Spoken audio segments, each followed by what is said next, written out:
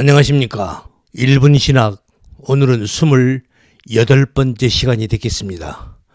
우리는 지난 시간에 27강에서 참빛, 그 참이라는 단어, 알레데스와 알레디노스라는 낱말을 통해서 살펴본 바, 참빛의 의미는 하나님이 창조하신 모든 것은 다 선하다.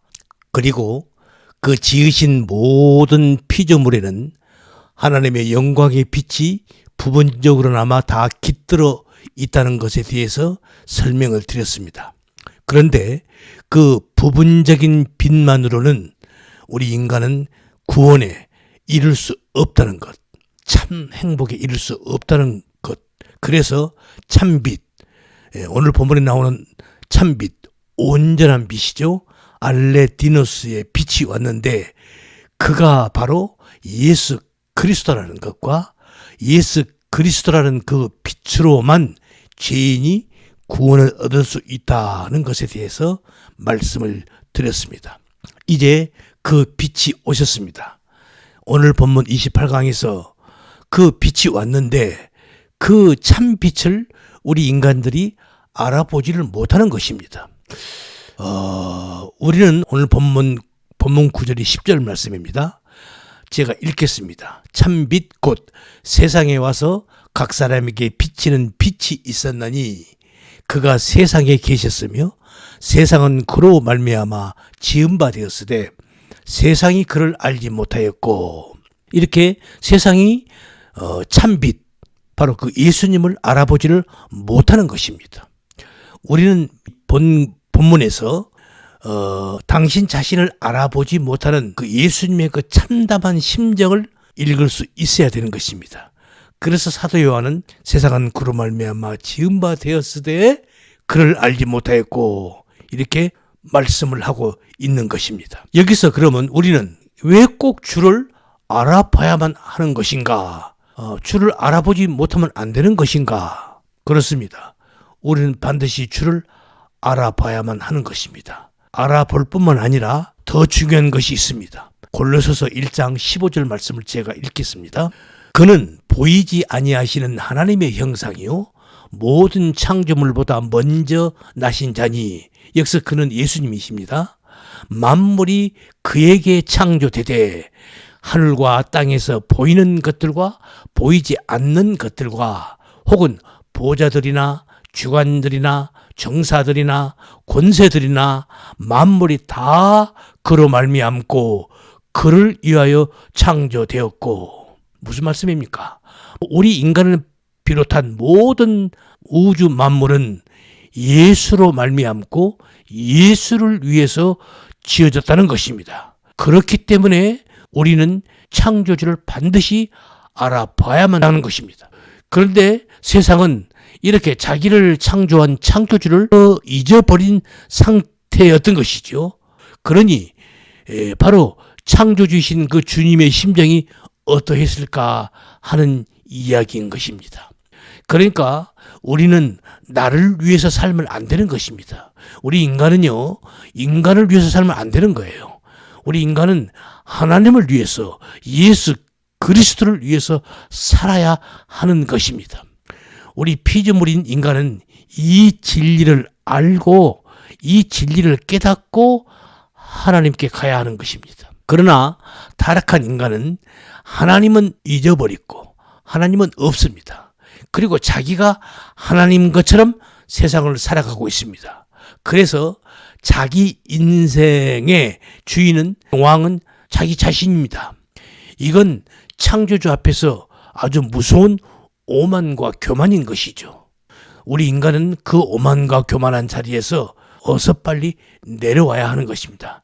내려와서 하나님을 그 자신의 삶의 왕자에 앉도록 하셔야 하는 것입니다. 이걸 깨닫고, 다시 말해서 예수 그리스도는 창조주요, 우리는 그를 위한 피조물이라는 이 사실을 깨닫고 하나님께 가는 것이 이게 행복이고 이게 축복인 것입니다. 다르게 말하면 이것이 곧 구원인 것입니다. 그런데 우리 인간은 이 사실을 잊어버렸습니다. 창조주를 잊어버린 것이죠. 창조주를 위해서 지어진 우리 피조물이 그 창조주를 잊어버리고 그 창조주가 왔는데 오히려 그 창조주를 잡아 죽이는 것입니다. 잡아 죽여버린 것입니다. 바로 이것이 우리 예수님의 십자가의 사건인 것입니다. 여러분, 이런 생각을 해봅니다. 만약 오늘날 이 시대에 우리 창조주신 우리 하나님이 인간의 몸을 입고 이 땅에 오신다면 그 하나님을, 그 창조주를 알아볼 사람이 과연 얼마나 될까라는 물음입니다. 그러면 왜 이 땅의 모든 피조물들은 우리를 창조하신 그 창조주가 왔는데 그 창조주를 못 알아보는 것일까? 라는 질문입니다. 첫째, 어둠 속에 있는 우리 인간들은요, 자기 어두움을 드러내는 빛을 싫어합니다. 왜? 자기 어둠이 드러나니까요. 자기 어둠이 드러나니까 그 빛 자체를 거부하는 것입니다. 그러한 거부로 말미암아 빛으로 오신 그 창조주에 대한 인식 자체가 아예 되지를 않는 것입니다. 이것을 사도 요한은 요한복음 3장 19절에서 이렇게 증거하고 있습니다. 제가 한번 읽겠습니다. 그 정죄는 이것이니 곧 빛이 세상에 왔을 때 사람들이 자기 행위가 악함으로 빛보다 어두움을 더 사랑하는 것이라.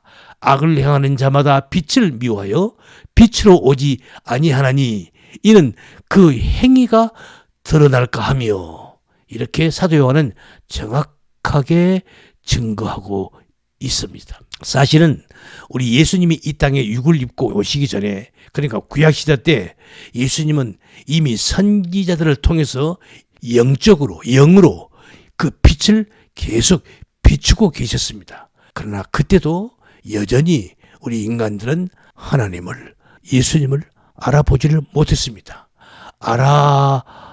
알아보지를 못하는 것은 말할 것도 없고 오히려 그 빛을 증거하는 선지자들을 핍박하고 대적하고 죽이기까지 하였습니다. 왜? 자기들의 죄가 폭로가 되니까요. 자기들의 치부가 드러나기 때문에 그런 것입니다. 그러니까 오늘날 우리 설교자가 주님의 말씀을 통해서 그 빛을 바라보뇨, 그 빛이 떨어지면 죄가 지적되는 것입니다. 죄가 폭로되는 것이에요. 하나님의 말씀이 제대로 선포가 되면요, 그때마다 여러분은 자신의 죄가 폭로되는 것입니다. 그럴 때 중요한 현상이 일어납니다. 그건 둘로 갈려진다는 것입니다. 그러한 빛이 떨어질 때 어떤 무리들은 회개의 자리로 나옵니다. 오, 주님하고 무릎 꿇고 눈물을 흘리며 회개하며 주님 앞에 엎드립니다. 그런가 하면은 어떤 부리들은요, 아, 또 저 소리야. 지겨워서 못 듣겠네. 우리 목사님 지금 저 설교가 벌써 몇 번째야. 이렇게 거부를 하는 것입니다. 이렇게 둘로 갈리는 것이에요. 그래서 교회는 알곡과 쭉정이가 있는 것입니다. 여러분은 어느 쪽입니까? 회개 쪽입니까? 거부 쪽입니까? 오늘 본문의 말씀을 통해서 우리 자신을 되돌아보는 귀한 성찰해보는 귀한 시간이 되기를 바랍니다. 오늘은 여기까지 하겠습니다. 수고하셨습니다. 감사합니다.